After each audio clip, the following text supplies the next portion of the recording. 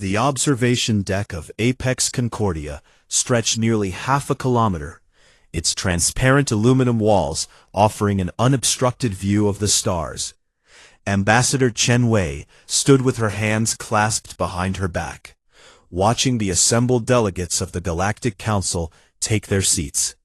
47 species, each representing civilizations that had mastered faster-than-light travel, gathered in the amphitheater-style chamber. Their forms varied wildly: insectoid, reptilian, gaseous beings in containment suits, and creatures that defied easy categorization.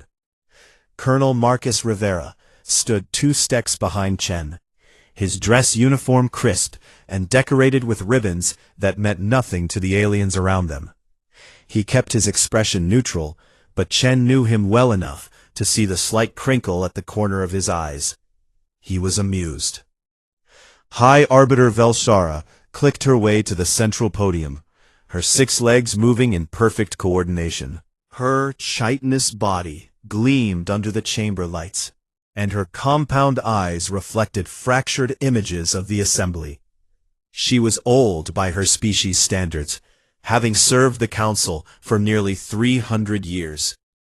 Her voice, transmitted through a translator device, carried the weight of authority and more than a hint of condescension. "We gather today to welcome a new species to the Galactic Council," Velshara announced. "The humans of Earth have demonstrated sufficient technological advancement and cultural stability to warrant consideration for membership." Chen noticed the way she said consideration. Not acceptance, not welcome, consideration. As if humanity were students applying to an exclusive academy. However, Velshara continued, as with all prospective members, humanity must demonstrate their military capabilities. This is not a test of aggression, but of responsibility. A council member must be able to defend their territory and contribute to collective security. A reptilian delegate, General Thune of the Krathar Empire, rose from his seat. His scales were deep crimson, marked with scars that indicated veteran status among his people. "High Arbiter, surely this is a formality. We have observed human conflicts. They are enthusiastic in their violence, but hardly sophisticated." Polite chittering and warbling sounds echoed through the chamber, the alien equivalent of chuckles. Chen felt Rivera stiffen slightly beside her, but she remained still. Let them laugh. Let them underestimate. Velshara raised one clawed appendage for silence. "Nevertheless, protocol must be followed. Ambassador Chen, you will present your species' greatest military formation. We have allocated this station's secondary moon as a demonstration area. You may deploy your forces there in 3 days' time." Chen stepped forward, her soft-soled shoes silent on the polished floor. "High Arbiter, members of the Council, we are honored by this opportunity. However, I must ask for clarification. You wish to see our greatest military formation?" "That is correct," Velshara confirmed. "And by formation, you mean?" "Your elite forces, the finest warriors your species can field, the military unit that represents the peak of human martial capability."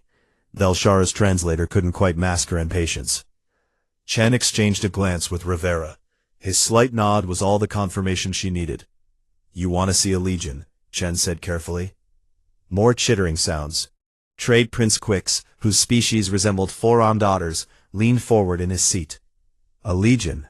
How quaint. They still use ancient terminology." "High Arbiter," Chen continued, "bringing in a legion will require 3 days to properly stage.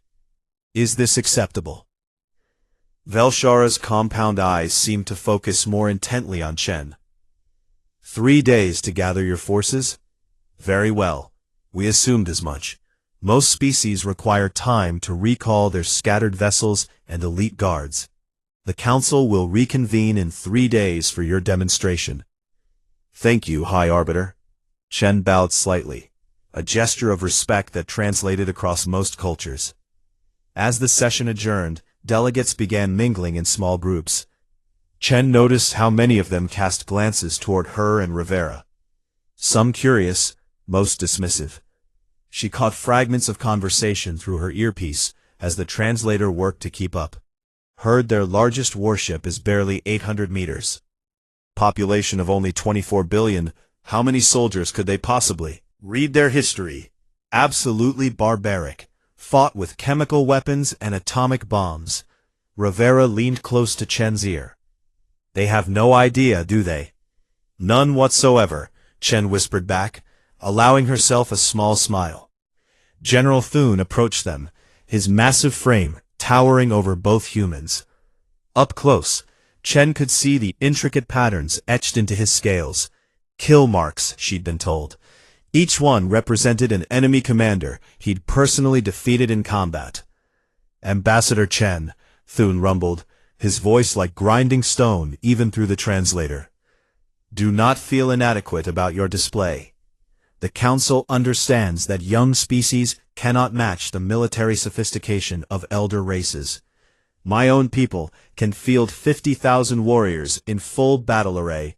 It is considered the largest standing force in Council space. Chen tilted her head slightly. 50,000. That is indeed impressive, General. Most species maintain between 5 and 10,000 elite soldiers. The expense of training and equipping more is simply impractical. Thune gestured with one clawed hand. I look forward to seeing what humans consider their finest. Perhaps a few thousand soldiers? Maybe 1 or 2 capital ships? Something like that, Rivera said, his tone carefully neutral. After Thune lumbered away, Chen and Rivera made their way to their quarters aboard the station. The rooms were spacious, designed to accommodate the varying needs of different species. Chen immediately activated the secure communication array. Relay to Earth Command, Priority Alpha, she said into the pickup. Authorization Chen 77 Echo. The holographic display flickered to life, showing Admiral Kowalski at Earth Command Headquarters. Ambassador Chen, we've been expecting your call. I take it the Council wants a demonstration. They want to see a legion, Admiral. Kowalski's weathered face broke into a grin. Just one? Just one. They think we're going to show up with a few thousand soldiers and maybe a handful of ships. Oh, this is going to be beautiful, Kowalski chuckled. Which legion should we send? Rivera stepped into view of the camera. Admiral, recommend the 7th. They're already in the outer sectors, and General Okonkwo knows how to put on a show. The 7th it is. We'll need 3 days to get them into position. Kowalski's expression turned more serious. Ambassador, are you sure about this? Once we show them what a legion actually is, there's no putting that particular cat back in the bag. Chen considered for a moment, then nodded. They need to see it, Admiral. Better they understand what we're capable of now, as potential allies, than discover it later as enemies. All right. I'll start the wheels turning. Kowalski out. The hologram disappeared, leaving Chen and Rivera alone in the quarters. Rivera moved to the window, looking out at the scattered ships docked at various points around Apex Concordia. Most were small, elegant vessels that looked more like artwork than warships. They fight very differently than we do, Rivera observed. I've been reading the after-action reports from their historical conflicts. Wars last decades sometimes, but casualties are minimal. They fight until someone yields, then they negotiate. It's almost ceremonial. They've never faced an existential threat, Chen replied, joining him at the window. Look at their ships, beautiful but fragile. They've never needed to build something designed to take punishment and keep fighting. Think they'll understand after we show them? Chen was quiet for a moment. I think they'll be terrified. And then, hopefully, they'll understand why we're this way. Why we had to become this way. Over the next 3 days, the Council delegates continued their regular sessions, barely giving thought to the upcoming human demonstration. It was a formality, after all. A box to be checked before the inevitable admission of this new, primitive species. But in the space around Apex Concordia, long-range sensors began picking up anomalies. Jump signatures, dozens of them, appearing in nearby systems, ships moving with purpose toward the station. Not just from Earth's system, but from multiple directions, multiple sectors of human-controlled space. Trade Prince Kix was the first to notice the pattern. He sat in his private quarters, reviewing trade data, when his commercial-grade sensor array flagged the unusual activity. He pulled up a holographic display, watching the projected paths of the converging vessels. "That's peculiar," he muttered to himself. His species had built their fortune on logistics and supply chain management. He recognized a major military movement when he saw one, but the scale seemed wrong. Humans controlled perhaps 30 systems. These ships were coming from at least 15 different locations. He made a note to pay closer attention to the demonstration. Perhaps these humans were more interesting than he'd initially thought. On the morning of the third day, High Arbiter Velshara received a message from the station's traffic control. Human vessels were requesting clearance to enter the designated demonstration area. She approved the request without much thought, expecting perhaps a dozen ships. When she looked at the sensor readout more carefully, she had to check the display twice. The first ships were already arriving, and more jump signatures were blooming across every sensor array pointed at the demonstration area. The countdown had begun, and the Council had no idea what they were about to witness.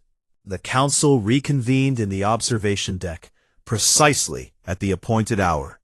The delegates took their seats with the casual confidence of beings who had seen countless military demonstrations over thousands of years. To them, this was a pleasant diversion, a chance to see what the newcomers thought passed for military might. High Arbiter Velshara called the session to order with a sharp click of her mandibles against the resonating plate built into the podium. The Council recognizes Ambassador Chen Wei of humanity. You may begin your presentation. Chen stood and bowed. Honored delegates, thank you for your patience.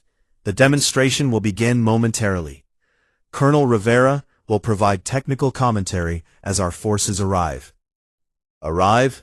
General Thune rumbled. Are they not already in position?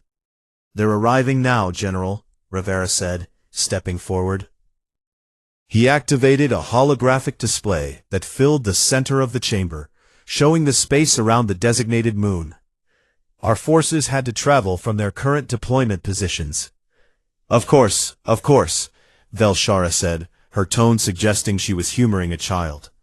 You may proceed when ready. Rivera touched a control on his wrist device. Traffic control, this is Colonel Rivera. 7th Legion is cleared to jump. For a moment, nothing happened. Then space itself seemed to ripple.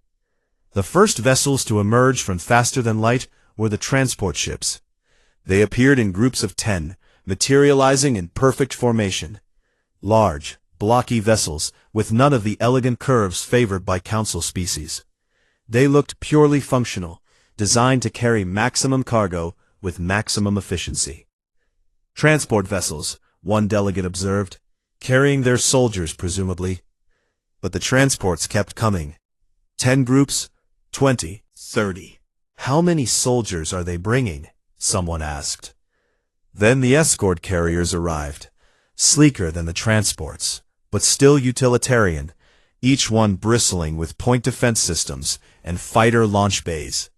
They took positions around the transport groups, establishing defensive screens. General Thune leaned forward in his seat. That's quite a large escort for a ceremonial display. The escorts were followed by destroyers, fast, aggressive-looking ships that immediately began running sensor sweeps of the area.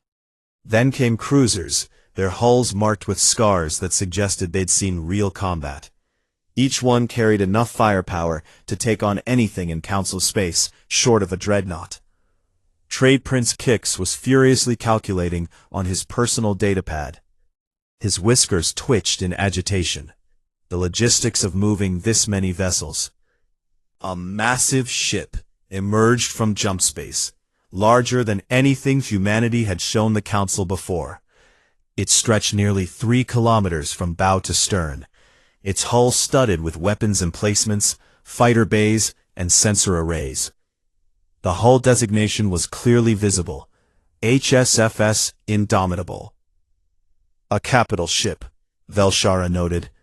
Impressive for a young species. That's a fleet carrier, Rivera corrected gently. She carries 600 strike craft and serves as mobile command and control for Legion aerospace operations. 600? A delegate whose name Chen hadn't learned sputtered. That's more fighters than my entire planetary defense force. More ships continued to arrive.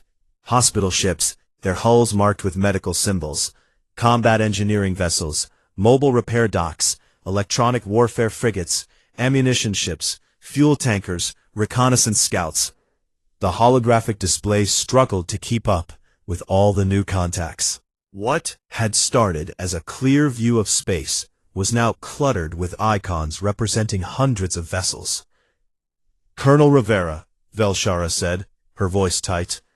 Exactly how many ships are participating in this demonstration? Rivera consulted his datapad casually.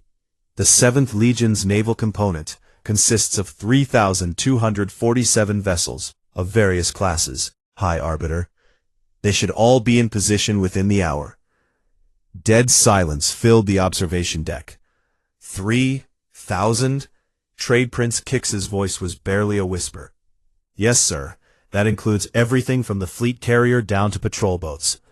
The Legion is designed to be completely self-sufficient in extended operations, far from resupply bases. General Thune's scales had shifted to a paler shade of crimson. This is one formation, one unit, the 7th Legion, Solar Expeditionary Force. Rivera pulled up a horizontal chart on the hologram. Commanded by General Okonkwo, currently aboard the Indomitable. As if on cue, a new face appeared on the display, a dark-skinned woman with close-cropped gray hair and sharp eyes. Council delegates, this is General Okonkwo of the 7th Legion. We are honored to demonstrate our capabilities for you today. Beginning ground deployment now. The massive transport ships began moving toward the moon in organized waves. Smaller craft, landing ships and dropships, detached from the transports and descended toward the surface. The delegates watched in stunned fascination as the first wave of landing craft touched down on the barren moon. Prefabricated structures began appearing as construction drones swarmed across the designated area. Within minutes, the skeletal framework of a base was taking shape. They're building a base? Someone asked. For a demonstration? Standard operating procedure. Rivera explained. A Legion doesn't just visit a location, it establishes operational presence. You'll see a complete forward operating base constructed within 6 hours. More landing craft descended. Vehicles rolled out. Tanks, armored personnel carriers, mobile artillery platforms, anti-aircraft systems. Infantry and powered armor formed up in parade ground formations before dispersing to their assigned sectors. Chen watched the delegates' faces as comprehension slowly dawned. The Krathi, a species known for their bureaucratic precision, had a representative frantically taking notes. The Solari, gaseous beings of pure energy, were flickering in patterns that their translator said indicated deep distress. Even Trade Prince Kix had stopped calculating and simply stared. How many soldiers? General Thune asked again, his voice hollow. Combat personnel for the 7th Legion number approximately 250,000, Rivera said matter-of-factly. Combat support and service support personnel add another 100,000, so roughly 350,000 total. A delegate from the back of the chamber, a species Chen recognized as the peaceful Meridani, stood up. This is obscene. No species needs such numbers. Our entire military consists of 12,000 peacekeepers. Different species have different security requirements, Chen said diplomatically. Humanity has learned through bitter experience the cost of being unprepared. On the moon's surface, the base construction continued at an incredible pace. Artillery parks materialized, their guns pointed skyward. Aerospace fighters landed on rapidly constructed runways. Massive radar arrays unfolded. Supply depots filled with ammunition and equipment. Medical facilities large enough to handle thousands of casualties. It was like watching a military city grow from nothing. High Arbiter Velshara seemed to gather herself. Ambassador Chen, you said this is the 7th Legion. How many legions does humanity maintain? The Solar Expeditionary Force currently has 15 legions at full operational strength, Chen replied. Legions 1 through 15. Additionally, we have the Home Defense Force, the Planetary Guard, the Strategic Aerospace Command, and the Naval Reserve.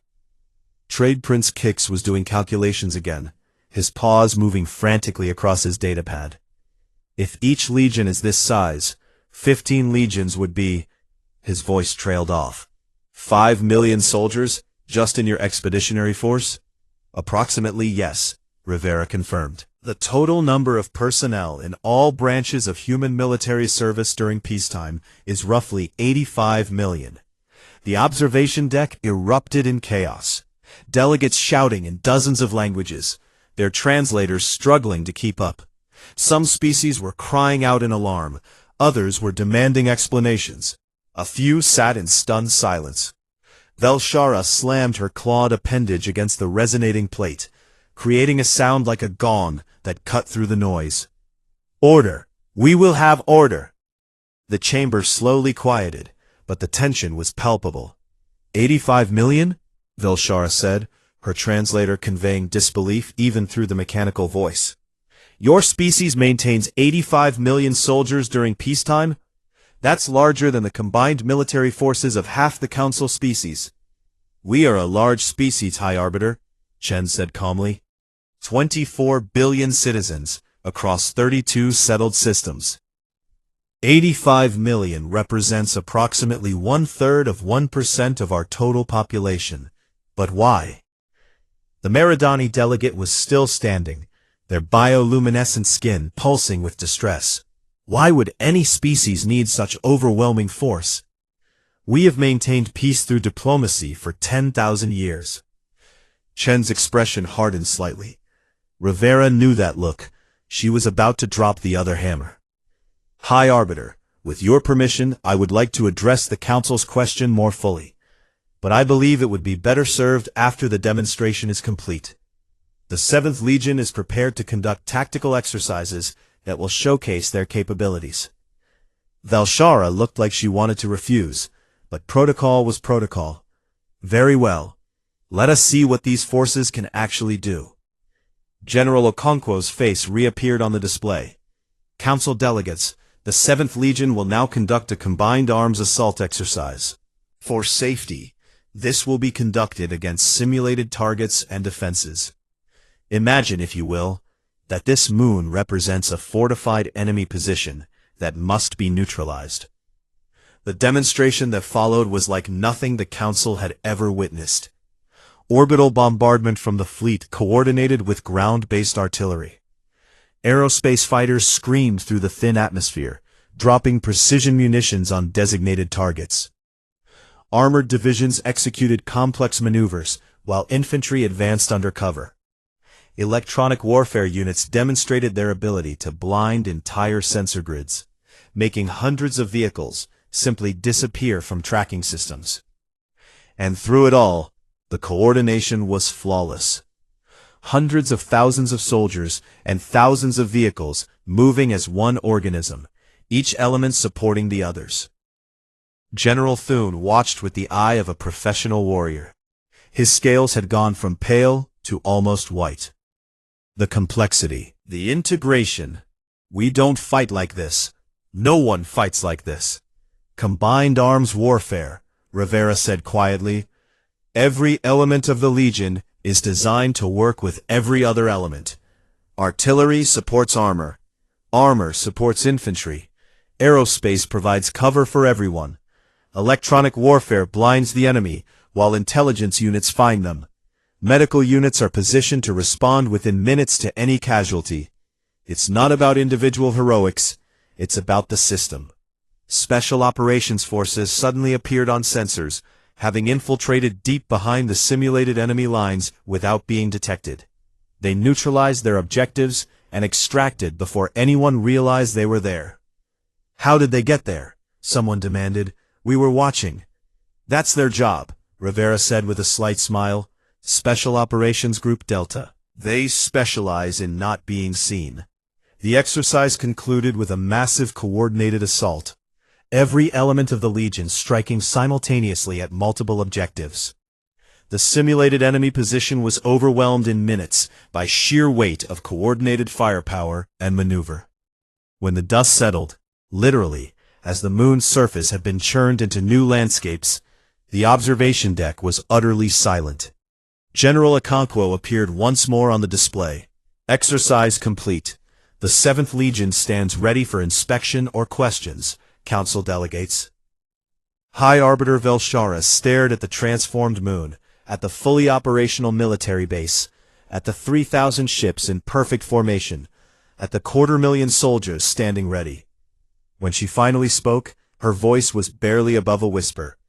"Ambassador Chen, what have we allowed into the Council?" The Council chamber remained silent for a long moment after General Okonkwo's final transmission. The delegates stared at the holographic display showing the 7th Legion arrayed on and around the moon. What had been a barren rock was now a fully operational military installation, complete with defensive perimeters, aerospace fields, artillery emplacements, and a small city's worth of support infrastructure. Trade Prince Kix broke the silence first. His species valued information above all else, and he had questions that desperately needed answers.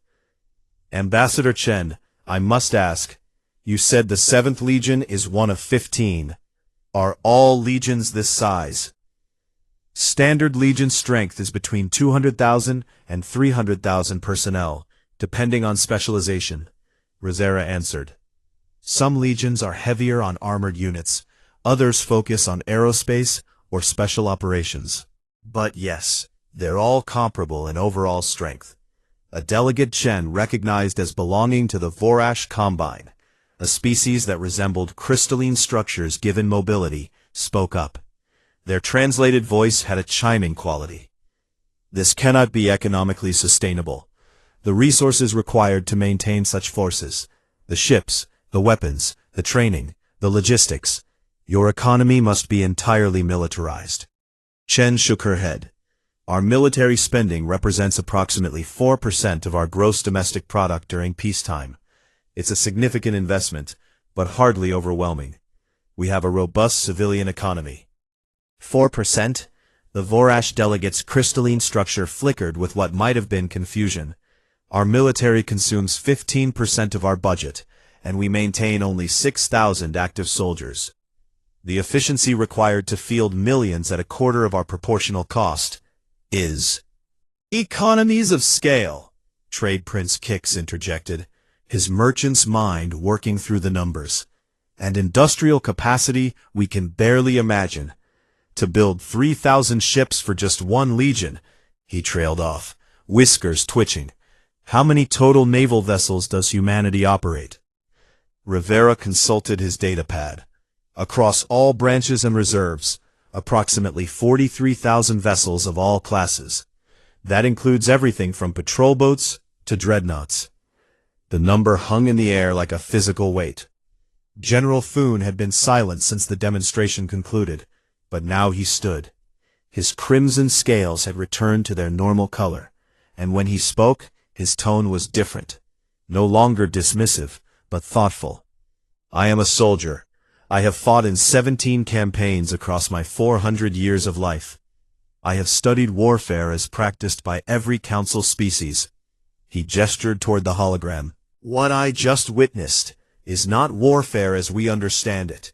This is something else entirely." "It's called total war," Chen said quietly. "The complete mobilization of industrial, economic, and population resources toward a military objective. It's how humanity has fought our most serious conflicts." "But why?" The Meridani delegate was still agitated, their bioluminescence pulsing rapidly. Why develop such overwhelming capability? The Council has maintained peace for millennia through measured response and diplomatic pressure. We don't need such brutality. Chen's expression remained calm, but Rivera saw the subtle tension in her shoulders. This was the moment they'd been preparing for. The moment to make the Council understand. High Arbiter, Chen said, addressing Velshara directly. With your permission, I would like to present some historical context. It may help answer the questions about why humanity is the way we are. Velshara's compound eyes fixed on Chen. The old Arbiter was clearly still processing everything she'd seen, but she gestured with one clawed appendage. Proceed, Ambassador. Chen activated her own datapad, and the holographic display shifted. The image of the 7th Legion was replaced by a slowly rotating blue and green planet, Earth. 24 billion humans live across 32 systems today, Chen began.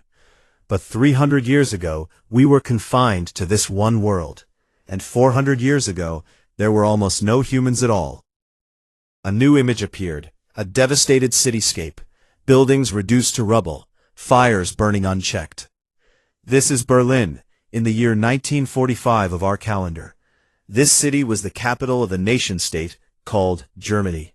These images are from the end of our Second World War.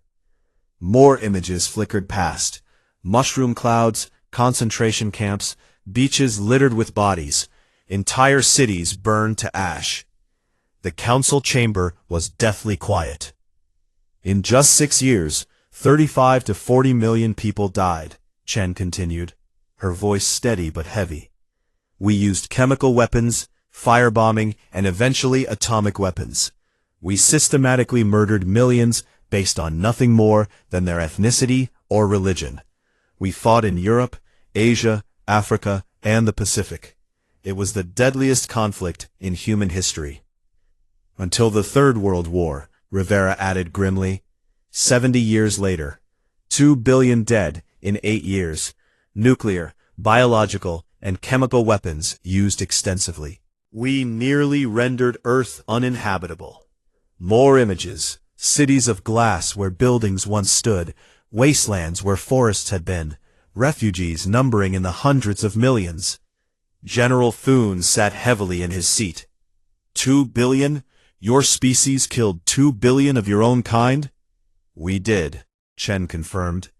And that's not counting the climate wars, the resource conflicts, or dozens of smaller wars throughout our history.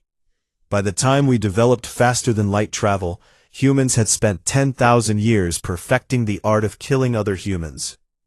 She changed the display again, showing historical footage of ancient battles. Humans with swords and spears, humans with muskets and cannons, humans with machine guns and tanks, humans with nuclear weapons and orbital bombardment. We've been refining warfare for our entire recorded history. The Meridani delegate made a sound their translator rendered as deep distress. Why are you telling us this? You're only proving that humanity is too dangerous for the Council. Trade Prince Kick said suddenly. She's explaining why they're prepared.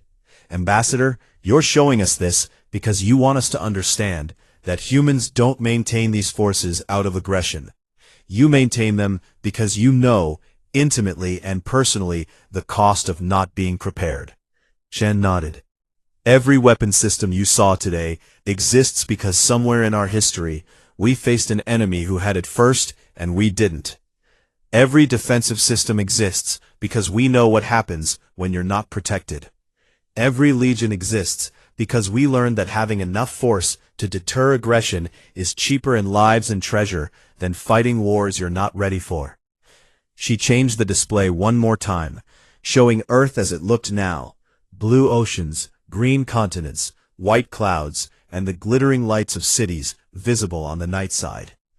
We nearly destroyed ourselves, multiple times. We came within hours of total nuclear annihilation during something called the Cold War. We fought wars that killed substantial portions of our population. We created weapons capable of ending all life on our planet. And then we stopped, Rivera said. Not because we suddenly became peaceful, not because we gave up on warfare, but because we finally understood the stakes. We created international institutions to prevent the worst conflicts. We developed rules of engagement. We built deterrent forces powerful enough that no one wanted to start a war they couldn't win. The Pax Terra, Chen said. The Earth Peace. 200 years without major conflict between human nations. Not because we disarmed. We never did that. But because we were all strong enough that fighting became pointless. When everyone has the capacity to destroy everyone else, nobody wants to start the fight. High Arbiter Velshara was quiet for a long moment. Finally, she spoke. You're saying that your overwhelming military strength is defensive? Deterrent, Chen corrected. There's a human phrase, written in a dead language called Latin. Si vis pacem, para bellum. If you want peace, prepare for war. It sounds paradoxical, but it's kept Earth peaceful for longer than any other period in our history. General Thune leaned forward. But you said 85 million in peacetime. What about during war? Rivera and Chen exchanged glances. Rivera cleared his throat. During the Third World War, at peak mobilization, humanity had approximately 1 billion people under arms. That was out of a population of 12 billion at the time, about 8% of our total population. Our current mobilization plans, Chen added carefully, allow for activating approximately 12% of our population within 6 months if faced with an existential threat. That would be roughly 3 billion soldiers. The number was so staggering that for a moment no one reacted. Then the implications sank in. 3 billion soldiers, Trade Prince Kick said slowly. If each legion is 250,000, that would be 12,000 legions. More or less, Rivera confirmed. Though full mobilization doctrine calls for different organizational structures. Legions are our peacetime expeditionary formations. Total war looks different. A new delegate stood, one Chen hadn't heard speak before. She was a member of the Archon species, tall and elegant beings who served as the Council's historians and scholars. Ambassador Chen, I have studied warfare across 100 species over 10,000 years of Council history. What you're describing is not warfare as practiced by any known civilization. We fight until one side yields. We have rules, protocols, surrender customs. Wars are fought for specific objectives and end when those objectives are achieved or proven unachievable. You fight limited wars, Shen agreed. Wars where the stakes are never high enough to threaten your entire civilization. That's wonderful. That's how warfare should be practiced. But humans don't fight that way? The Archon historian asked. Humans fight the way the war requires, Rivera said. If it's a limited conflict over limited objectives, we can fight a limited war. But if our survival is at stake, if our civilization faces extinction, we fight total war. Every factory becomes a weapons plant. Every citizen becomes a potential soldier. Every resource goes toward victory. We don't fight until someone yields. We fight until someone cannot continue to fight. There is no surrender in total war, Chen added.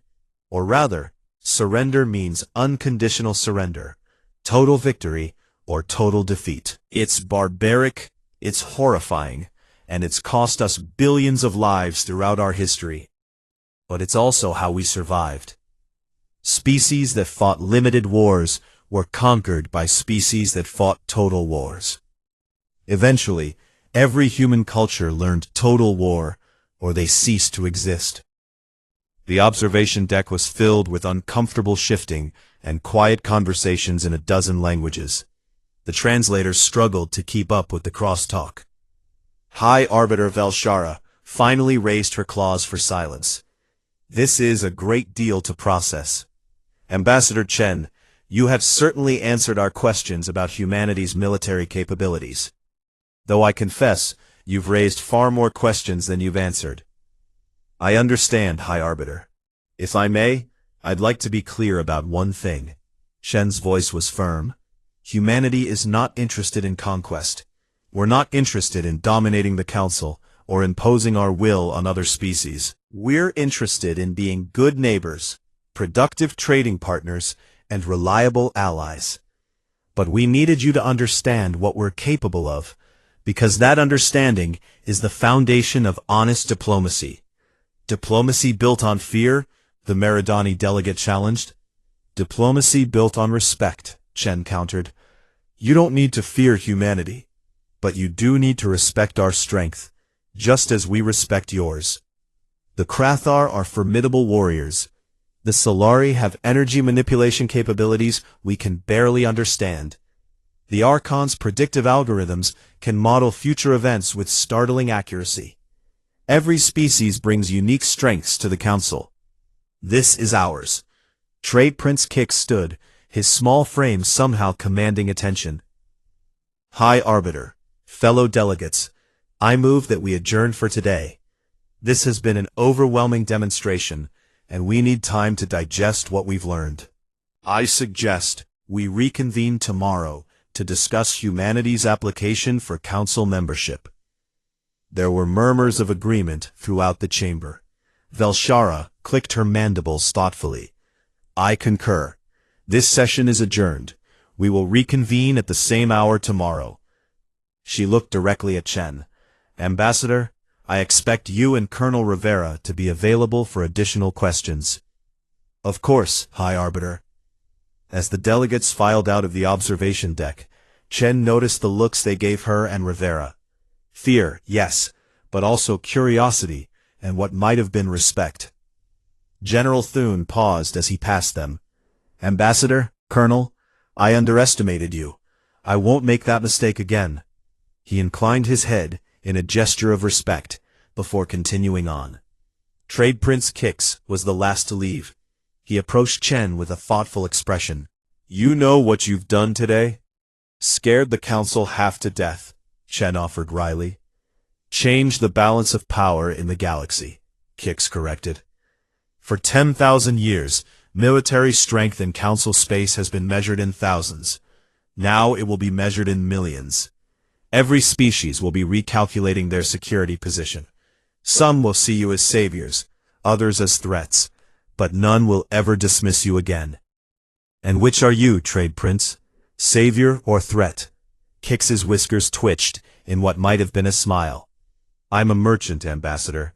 I see opportunity. And I think humanity represents the largest opportunity the Council has seen in millennia. He bowed slightly. Tomorrow will be interesting. After he left, Chen and Rivera stood alone in the observation deck, looking out at the 7th Legion still deployed on the moon. Think we overdid it? Rivera asked. Chen watched the ships moving in perfect formation, the lights of the base twinkling on the lunar surface. No, they needed to see exactly what we are. Now they understand. Tomorrow we find out if understanding leads to acceptance or rejection. And if they reject us? Chen's smile was slight but genuine. Then we'll know where we stand. But something tells me Trade Prince Kix is right. Tomorrow is going to be very interesting indeed. The council reconvened exactly on schedule. But the atmosphere in the observation deck was completely different from the day before. Delegates who had lounged casually in their seats now sat upright and attentive. The dismissive chatter was gone, replaced by quiet, serious conversations. Chen noticed that several species had brought military advisors who hadn't been present at the first session. High Arbiter Velshara took her position at the podium, and the chamber fell silent immediately. We gather to continue our evaluation of humanity's application for Council membership. Yesterday's demonstration has raised significant questions that must be addressed before we can proceed to a vote. She gestured to the holographic display, which showed the 7th Legion still deployed on the moon. Overnight, the base had been further developed. Now it looked less like a temporary installation and more like a permanent settlement. Ambassador Chen, Velshara continued, many delegates spent last evening reviewing human military history in greater detail. What we found was concerning. Your species has engaged in over 14,000 armed conflicts in your recorded history. By comparison, the Krathar, whom we consider the most warlike council species, have fought approximately 200 wars in their 8,000-year history. General Thune stood. High Arbiter, if I may. At Velshara's nod, he continued. Ambassador Chen, I have a question that many of us have been asking. You showed us the horrors of human warfare yesterday. The billions dead, the devastation, the weapons capable of destroying entire worlds. You told us humans learned from this.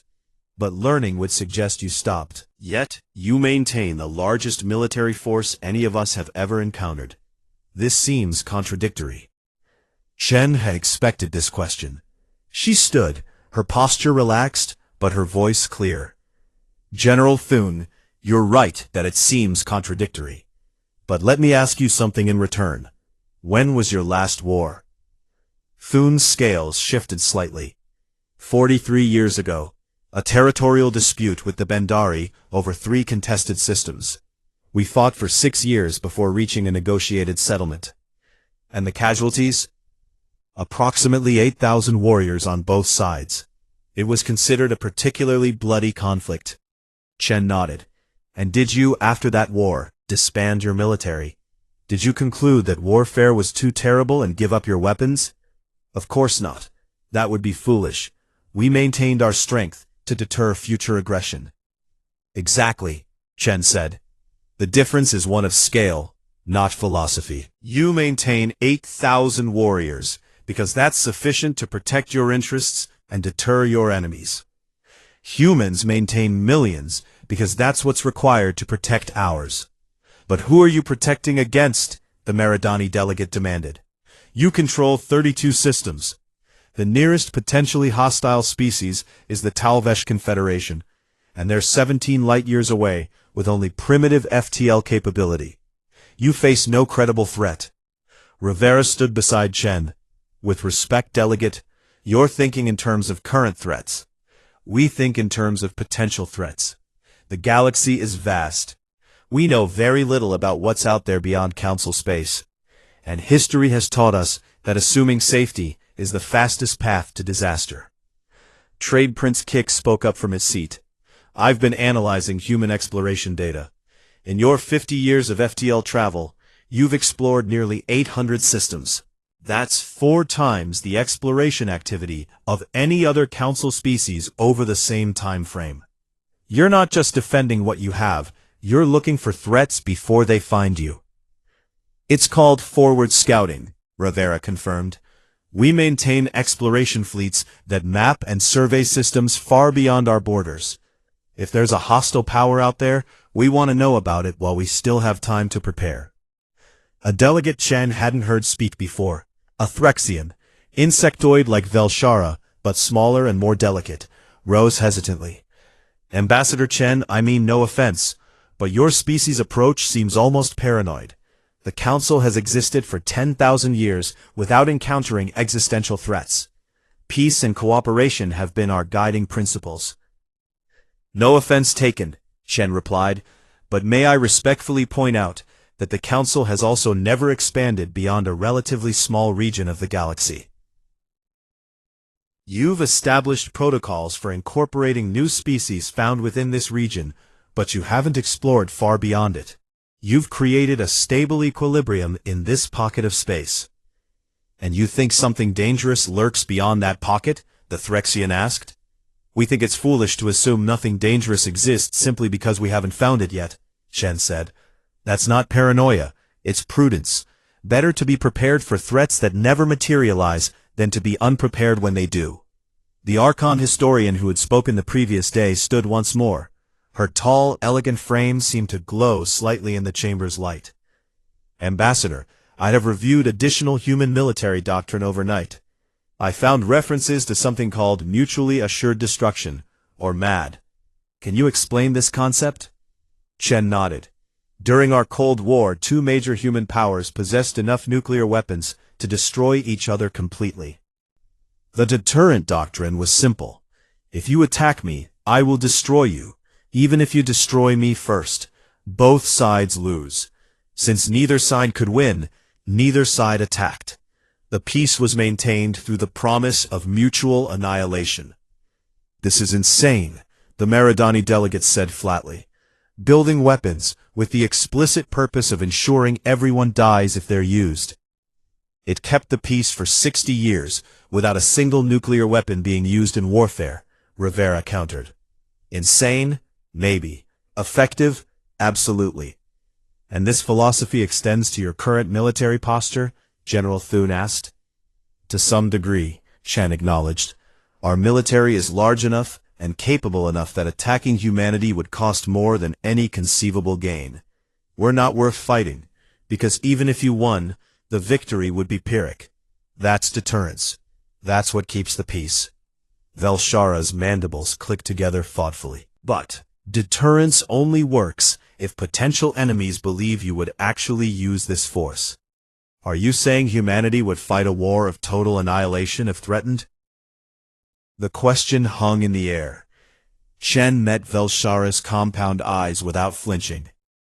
"High Arbiter, I hope with every fiber of my being that humanity never again faces an existential threat that would require total war. But if our survival is at stake, if our civilization faces extinction, then yes, humans would fight with everything we have, using every weapon at our disposal, until either we survive or we don't. That's not a threat.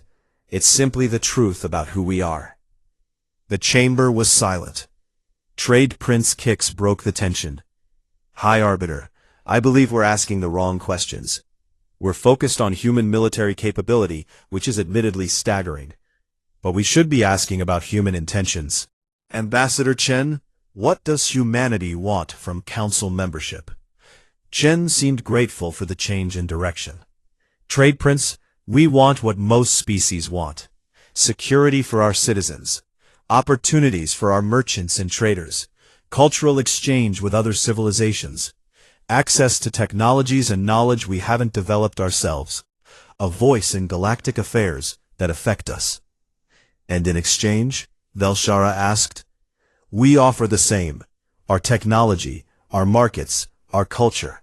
And yes, our military strength, if the Council ever needs it." "That's what concerns some of us," the Threxian delegate said. "A military as large as yours could easily dominate Council affairs.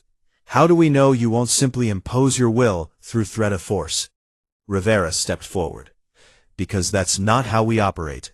The human government is a democratic republic. Our military is subordinate to civilian authority. We have checks and balances specifically designed to prevent military overreach. And culturally, humans value consent and cooperation. We're not interested in ruling an empire of unwilling subjects." "Pretty words," a new voice said. Chen looked to see a delegate she'd identified as Vrin, a species known for their cynicism and hard bargaining in council affairs. "But words are cheap. How can we trust that humanity won't change its mind in a decade or a century?" "You can't," Chen said bluntly, "just as we can't guarantee that any other council species won't change their behavior in the future. Trust isn't given. It's earned through consistent action over time. We're asking for the opportunity to earn that trust. By showing us weapons that could destroy our civilizations?" the Vrin delegate shot back. "By being honest about what we're capable of," Chen corrected. "Would you prefer we hide our strength, let you believe we're weak, then surprise you later? That would be the behavior of a species planning aggression. We're showing you everything, openly, because we want to build a relationship based on truth, not deception." General Thune stood again. "High Arbiter, I have been considering this situation from a military perspective. Yes, humanity's forces are overwhelming by our standards. But I must point out something important." He activated his own datapad, and the holographic display shifted to show a tactical analysis. "Yesterday, we watched the 7th Legion conduct exercises. What struck me most was not the size of their forces, but the doctrine. Every action was defensive in nature, establishing perimeter, securing positions, protecting supply lines. Even their assault demonstration was framed as neutralizing a fortified enemy position, not conquest. Human military doctrine, from what I can determine, is fundamentally defensive. Ambassador, am I correct that human military strategy focuses on defense in depth, strategic deterrence, and rapid response to threats? That's correct, General, Chen confirmed. Then I would argue to the Council that humanity's military posture is exactly what they claim, deterrent rather than aggressive. An aggressive military would emphasize rapid deployment for conquest, long-range strike capability for first strikes, and doctrine focused on subjugation. The 7th Legion is built for defense and sustained operations, not blitzkrieg conquest. Trade Prince Kix nodded enthusiastically. The General makes an excellent point, and I would add an economic argument. Ambassador Chen said their military consumes 4% of GDP. A species planning conquest would typically show 8 to 12% military spending. Humanity's spending is consistent with a defensive posture. Are there other questions for the ambassador before we move to private deliberations? The Archon historian rose once more. One final question, Ambassador Chen. You've explained why humanity maintains such forces. You've argued they're defensive. But you've also shown us the devastating power of total war. If humanity were to join the Council, and if some crisis arose that threatened your survival, would you expect the Council to engage in total war on humanity's behalf? Or would you wage total war regardless of Council approval? It was a brilliant question, Chen realized.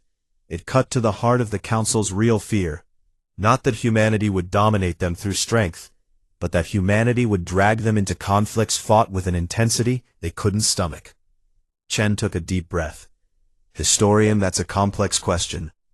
If humanity faces an existential threat, we will defend ourselves with everything we have, regardless of what anyone else thinks. That's not negotiable. No species would accept extinction over diplomatic niceties. But we would never expect the Council to match our level of commitment. Different species fight differently.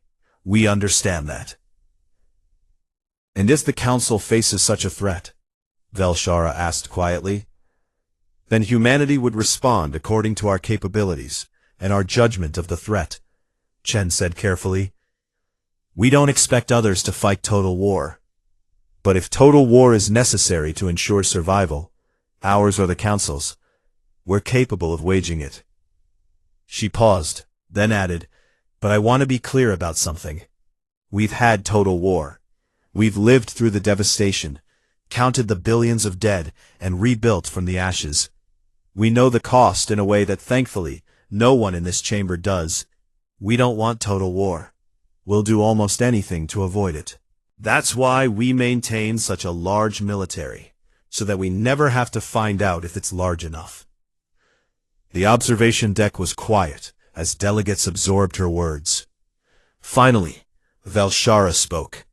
The Council will now retire for private deliberations. Ambassador Chen, Colonel Rivera, please wait in your quarters. We will summon you when we've reached a decision. Chen and Rivera bowed and left the chamber. As they walked through the corridors of Apex Concordia toward their quarters, Rivera glanced at his companion. Think they'll accept us? He asked quietly. Chen was silent for a moment, then shrugged. Honestly, I don't know. We've terrified them, impressed them, and confused them in equal measure. It could go either way. And if they reject us, then we return to Earth, thank them for their consideration, and continue as we have been. We don't need the Council's approval to exist. But I think we'd all be better off working together. They reached their quarters and settled in to wait. Through the window, they could see the 7th Legion still deployed on the moon, a silent reminder of the powers humanity had brought to Council space, and the decision that now hung in the balance. The wait stretched for 8 hours. Chen and Rivera remained in their quarters, monitoring communications from the Legion, and occasionally checking the news feeds from Earth. The demonstration had been broadcast back home, and public reaction was intense. Some celebrated humanity's show of strength. Others worried about the message it sent. Politicians debated. Military analysts offered commentary. The entire species waited to see if they'd be welcomed into galactic society or rejected as too dangerous. Finally, a chime at their door announced an arrival. It was a junior council functionary, a small avian species whose feathers shifted through rainbow colors. Ambassador Chen, Colonel Rivera, the council requests your presence. They followed the functionary back to the observation deck. The journey felt longer than it was. As they entered the chamber, Chen noted that every delegate seat was filled. This was the full council, including representatives from minor member species who normally didn't attend routine sessions. Whatever decision had been reached, it was official. High Arbiter Velshara stood at the podium, her compound eyes unreadable. Ambassador Chen Wei, Colonel Marcus Rivera, representatives of humanity. The Council has deliberated on your application for membership.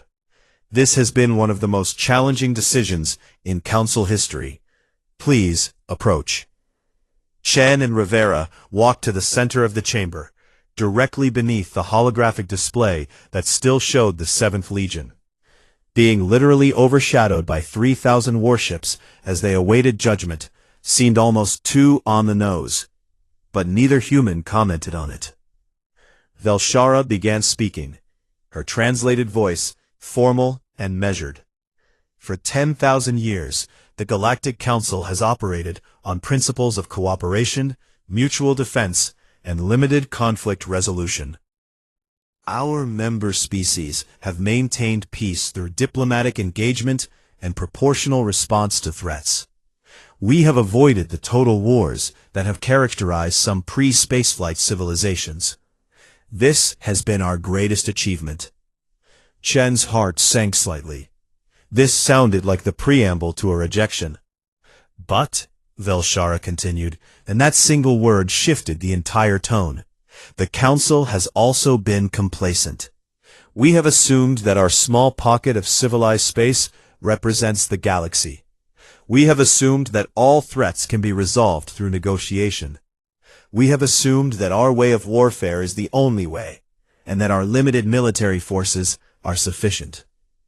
The High Arbiter's mandibles clicked in what might have been a sigh. Humanity has forced us to confront the limitations of our assumptions.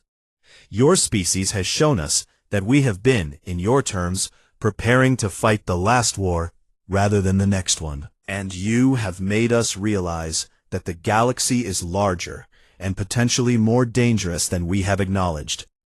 General Thune rose from his seat. High Arbiter, with permission? At her nod, he continued. I have spent the last 8 hours reviewing our defensive posture against potential extragalactic threats. I have identified 17 scenarios in which our current military strength would be insufficient to defend Council space. 17 ways we could lose everything because we were not prepared. His scales darkened. In my 400 years of military service, I have been proud of our civilization's choice of diplomacy over violence. But I have also been blind to the weakness that choice created. Trade Prince Kix stood as well. From an economic perspective, humanity offers unprecedented trading opportunities. But more importantly, they offer something we've lacked for millennia: practical experience with existential threats, and the military doctrine to address them. We can learn from humans without becoming them. The Meridani delegate, who had been so vocally opposed the day before, rose slowly. Their bioluminescence pulsed in patterns Chen's translator identified as reluctance mixed with resignation. I have never approved of violence. My species has existed peacefully for 12,000 years. But I cannot deny that our peace has been built on fortunate circumstances, not strength. If those circumstances change, if some threat emerges that cannot be negotiated with, we would be helpless. They looked directly at Chen. I do not like what you represent, Ambassador, but I am beginning to understand why you exist. Velshara nodded. The vote on Humanity's Council membership was divided, but ultimately decisive. 29 species voted in favor, 13 voted against, and 5 abstained. Ambassador Chen, humanity is granted full membership in the Galactic Council, effective immediately. Chen felt Rivera tense beside her in relief, but she kept her expression neutral and respectful. High Arbiter, the human species is honored by the Council's trust. However, Velshara added, and the word carried weight, your membership comes with specific responsibilities beyond the standard obligations. She activated the holographic display, which shifted to show a galactic map. Chen recognized Council space as a cluster of systems in one region, with human-controlled territory nearby. But the map extended far beyond, showing vast unexplored regions. The Council acknowledges that humanity possesses military capabilities far exceeding our own, Velshara said. Rather than fear this, we choose to utilize it. Humanity is hereby assigned primary responsibility for Council defense and security operations. A new title appeared on the holographic display, Council Security Force.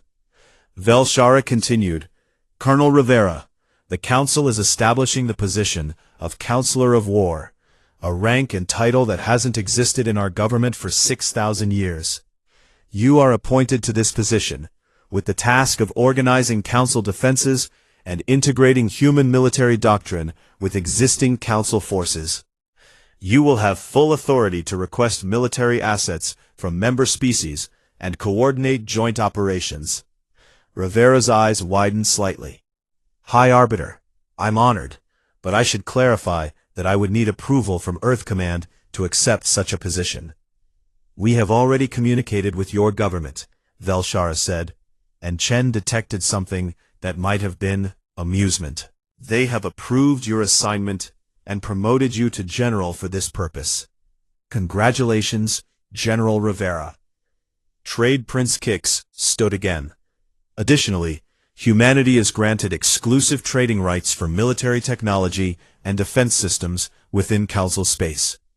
We recognize that your equipment is more advanced than ours, and we're willing to pay for access to it. With appropriate restrictions, the Archon historian added, the Council is not seeking to militarize to human levels, but certain technologies, your sensor systems, your armor materials, your combat medical techniques, would benefit all species. Chen nodded slowly.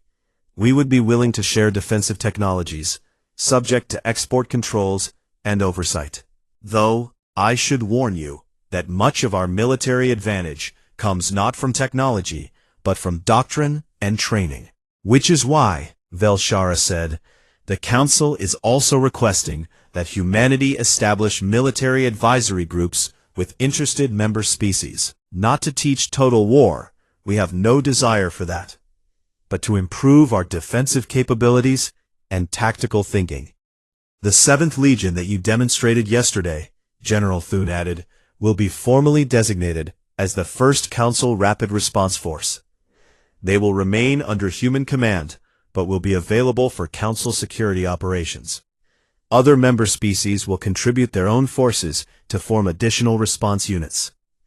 It was an elegant solution, Chen realized. The Council was embracing humanity's military strength, but channeling it in ways that served everyone. They were turning a potential threat into an asset. But there was one more point that needed clarification. High Arbiter, what about humanity's autonomy? If our forces are to serve Council security, what limitations does that place on our own foreign policy and defense decisions? None, Velshara said firmly. Human forces assigned to Council service are exactly that, assigned. Your remaining forces are entirely under human authority. The Council has no desire to control humanity's military, only to benefit from a portion of it.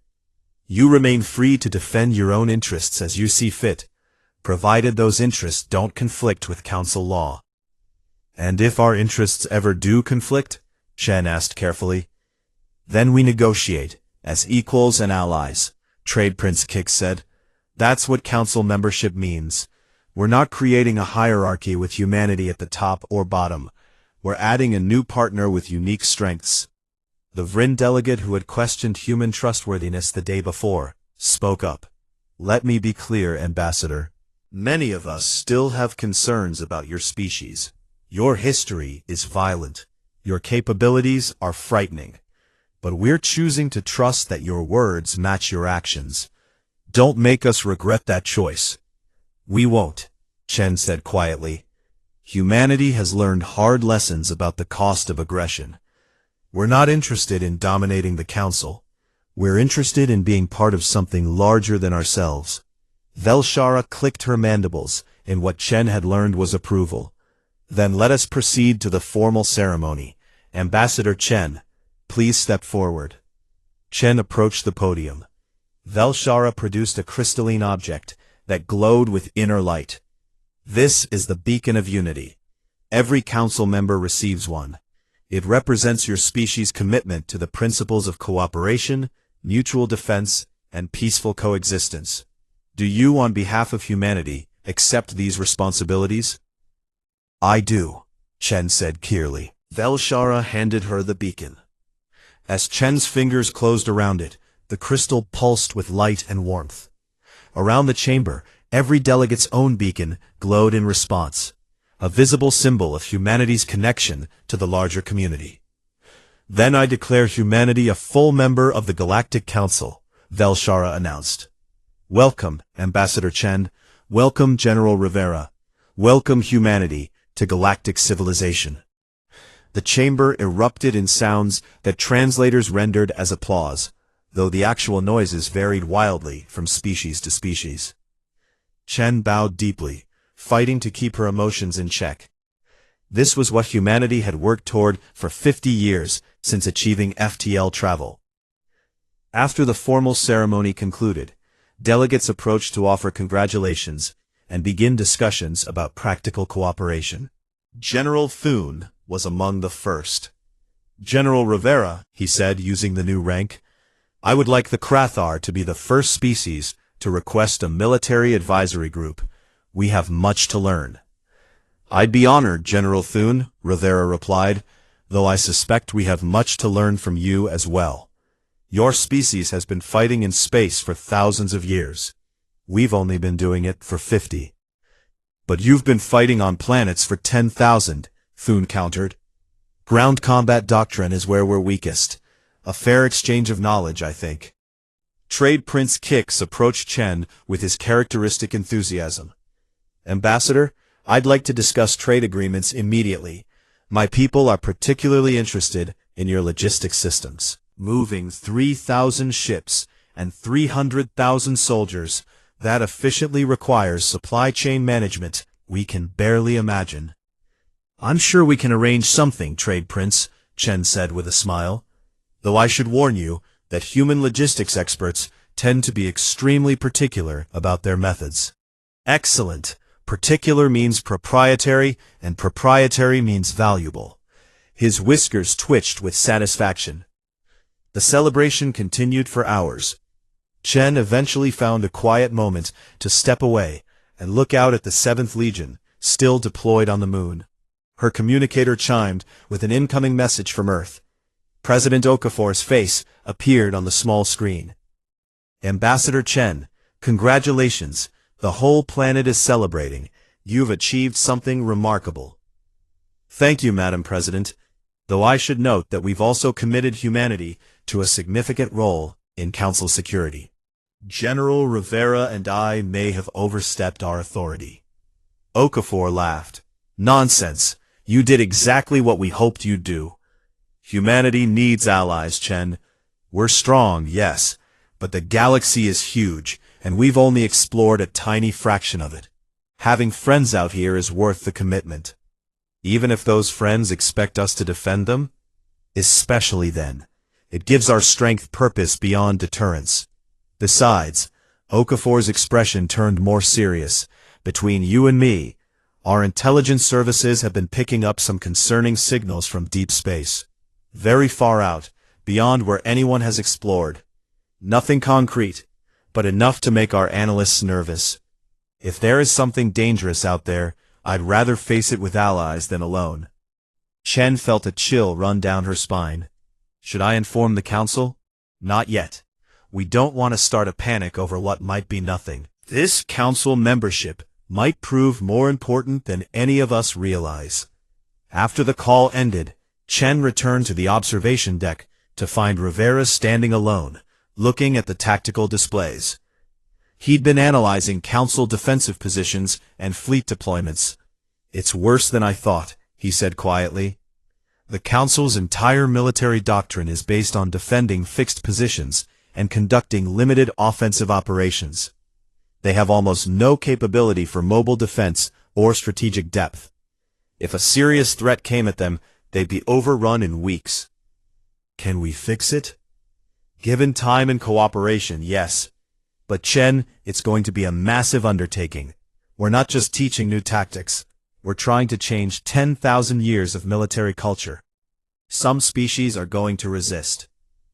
Then we'll work with the ones who don't resist and hope the others come around. That's all we can do. They stood together in silence, watching the stars. Somewhere out there in the vast darkness of the galaxy, unknown dangers might be waiting.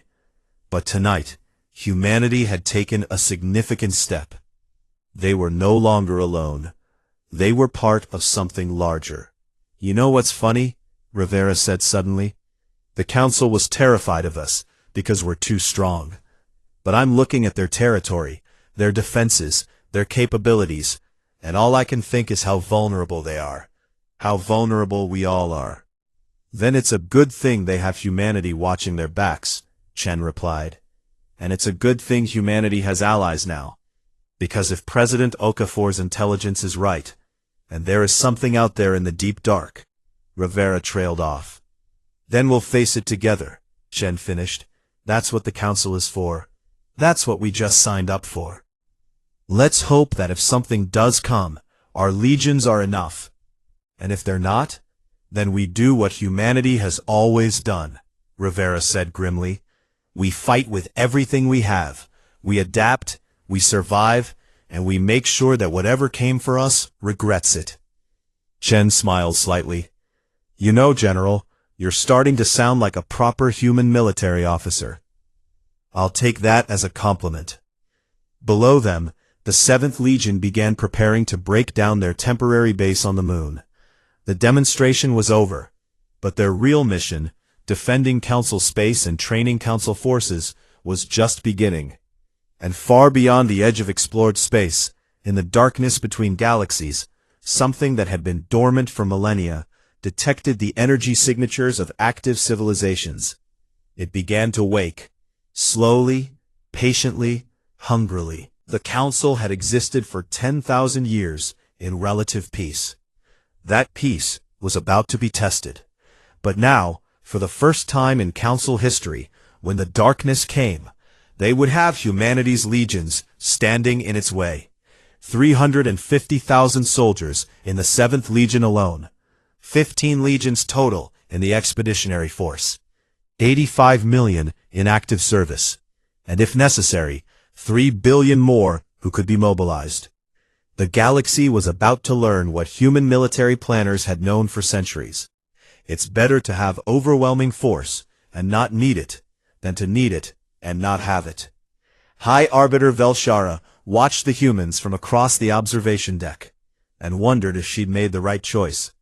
Time would tell. But as she looked at the disciplined formations of the 7th Legion, at the quiet confidence of Ambassador Chen and General Rivera, she felt something she hadn't felt in her 3 centuries of service. Hope. The galaxy was vast and dangerous, but perhaps, with humanity as part of the Council, they had a chance. Perhaps this time, when the darkness came, they would be ready. So this is a human legion, she murmured to herself, and she prayed it would be enough.